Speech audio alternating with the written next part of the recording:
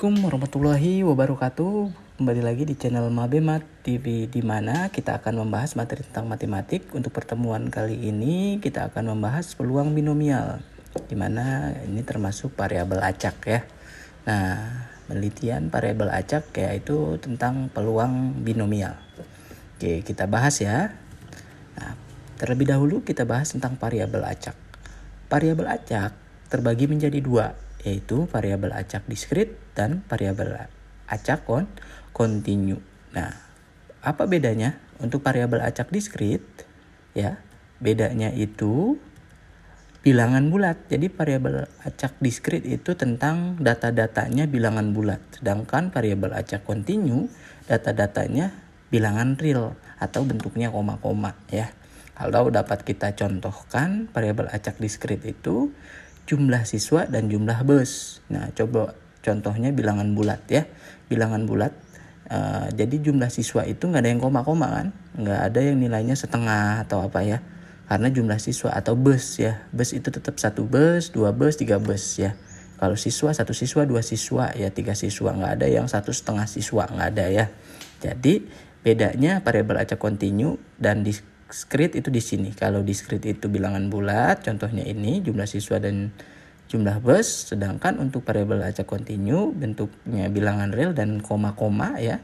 Kayak menghitung tinggi siswa kan koma berapa gitu ya, 79, sekian. Terus panjang bus ya, panjang bus kan ada berapa meter ya komanya ya, ada yang lebih sedikit atau kurang sedikit gitu ya. Koma-koma biasanya variabel acak kontinu itu datanya bentuknya koma ya. Nah, kemudian contoh penelitiannya untuk variabel acak diskrit itu, nah untuk yang kontinu dulu ya, kontinu itu contoh penelitiannya itu tentang peluang distribusi normal ya. Nanti ada data yang harus diuji yaitu tentang peluang distribusi normal. Jadi datanya termasuk data normal atau enggak, itu penelitiannya ya. Jadi itu termasuk variabel acak kontinu karena nilainya nanti koma-koma, datanya koma-koma ya. Kemudian variabel acak diskrit itu penelitiannya peluang distribusi binomial. Nah, data yang dalam binomial ini biasanya bentuknya bilangan bulat ya, tidak koma-koma. Nah, kita lanjut ke peluang binomial. Nah, peluang binomial, terlebih dahulu kalian harus tahu binomial itu apa. Binomial terdiri dari dua suku kata, yaitu bi yang artinya dua dan nomial atau nominal yang berarti kondisi. Dengan demikian binomial merupakan kondisi yang memiliki dua kemungkinan ya. Jadi nanti kita akan menentukan peluang dua kemungkinan. Nah, ini salah satunya berhasil sama gagal ya. Terus baik dan buruk, rusak dan tidak rusak kayak gitu ya. Jadi tergantung yang berhasil ini termasuk maksudnya artinya peluang yang diinginkan oleh si peneliti, dan gagal itu peluang yang tidak diinginkan oleh peneliti. Peluang distribusi binomial dapat kita rumuskan seperti ini. Nah, saya tekankan bahwa peluang itu saat melakukan penelitian tentang peluang itu tidak selalu menginginkan sesuatu yang baik saja atau berhasil saja. Kadang pengennya gagal ya. Salah satu contohnya kayak COVID, pengennya negatif bukan positif ya. Jadi keinginan penelitian itu enggak selalu yang pengennya yang positif atau negatif ya. Jadi bisa tergantung penelitiannya atau keinginannya. Maka di rumus binomial ini ada X, artinya itu nilai yang nanti ditanyakannya ya, berapa yang ditanyakannya, yang diinginkan berhasilnya atau yang diinginkannya percobaan itu ada berapa. Kemudian N-nya banyaknya percobaan. Jadi dalam menginginkan si X kita perlu beberapa percobaannya ya. Nah, di sini banyaknya keberhasilan dalam perubah acak ya, yang di sini bahasanya keberhasilan penelitian yang diinginkannya maksudnya ya. Terus P-nya peluang yang diinginkan, P-nya peluang diinginkan. Tergantung kita inginnya yang baik atau enggak ya. Jadi si P itu tergantung nanti dari pertanyaan yang diinginkannya. Si P itu kalau dia ditanyakannya pengennya baik, nanti kita harus peluangnya yang baik. Kalau yang ditanyakannya pengennya buruk, jadi peluang buruk si P itu ya. Dan Q itu peluang yang tidak diinginkannya ya. Jadi negasi dari si P ya. Jadi saat menentukan Q itu 1 min P, karena peluang itu dari 0 sampai 1 ya. Maka nanti dapat ditentukan dalam persen. Nah, C, N, X ini maksudnya kombinasi ya. Kenapa kombinasi peluang binomial? Karena peluang binomial itu berubah acak. Jadi makanya kombinasi, karena peluang variabelnya variabel acak ya. Nah, oke, ini secara definisi ya atau secara konsep.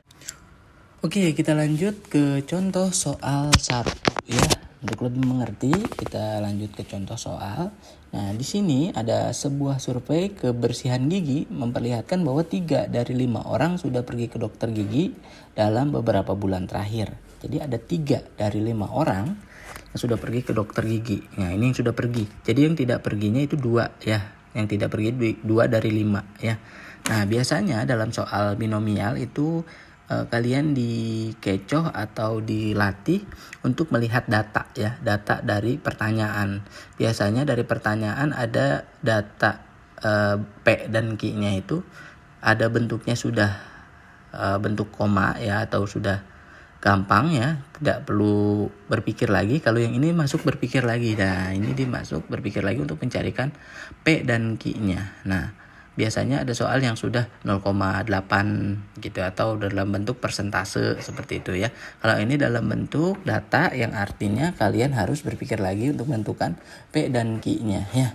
Nah, di sini ada pertanyaan, apabila ada 12 orang terpilih secara acak, ini percobaan, jadi ada 12 percobaan ya, 12 orang ya. Artinya ini N-nya. Dan hitunglah probabilitas 3 diantaranya pergi ke dokter. 3 diantaranya pergi ke dokter. Dari 12 orang ini ada 3 diantaranya pergi ke dokter. Berapa peluangnya? Probabilitas itu sama dengan peluang ya. Nah, ini ditanyakan seperti ini. Tergantung pertanyaan. Nanti P dan Q-nya itu tergantung pertanyaannya. Nah, dari data ini kita cari terlebih dahulu yang sudah diketahuinya ya. Pertama, P-nya itu 3/5 atau 0,6 ya. 0,6. Kenapa 0,6 atau 3/5? Karena pertanyaannya di sini peluang 3 diantaranya pergi ke dokter. Nah, seperti yang sudah dijelaskan tadi, ya tidak semua percobaan itu atau penelitian itu orang pengennya berhasil atau gagal. Dan kebetulan di sini pengennya yang pergi, artinya yang berhasil ya, artinya pengen pergi ke dokter. Nah, otomatis yang perginya 3/5 atau 0,6, dan Q itu yang tidak perginya berapa peluangnya? Yaitu 2/5, atau kalian menggunakan perhitungan seperti ini untuk lebih mudah ya, 3 biar jadi 5 kurang berapa ya, kurang 2 ya, 2/5 jadi di sini. Atau dapat kita hitung yaitu 0,4 ya, di sini 0,4 untuk peluang yang tidak pergi ke dokter ya. Nah, kalau pertanyaannya di sini probabilitas diantaranya tidak pergi ke dokter, jadi ini P-nya ya, P-nya itu 2/5. Kalau di sini pertanyaannya tidak pergi, P-nya jadi 2/5, dibalik Q-nya itu jadi 3/5. Tergantung pertanyaan, jadi tergantung percobaan atau penelitian yang kita inginkan ya. Nah, jadi P sama Q itu tergantung penelitian atau pertanyaan yang diinginkan. Oke, karena kita sudah tahu P dan Q, kita harus menentukan N dan X-nya. N-nya itu 12 ya sini, X-nya itu 3 di sini. Bukan 3 yang ini, tapi 3 yang di pertanyaan ya. Kemudian tinggal substitusi ke rumus. Nah, seperti mapel fisika ya. Jadi kalian harus tahu datanya dulu, diketahui apa saja, tinggal substitusi ke rumus. X-nya itu 3, N-nya 12. Kemudian rumusnya ada kombinasi 12 3 dari 12 ya, terus P-nya P pangkat 3, Q-nya 12 min 3. Seperti ini dari rumus ya. Kemudian tinggal substitusi atau kita ganti nilainya. Nah, di sini langsung ya untuk kombinasi 3 dari 12 yaitu 220. Kenapa langsung? Karena ini termasuk pembelajaran materi sebelumnya. Jadi harapkan kalian sudah mengerti dan ini tidak dijabarkan lagi.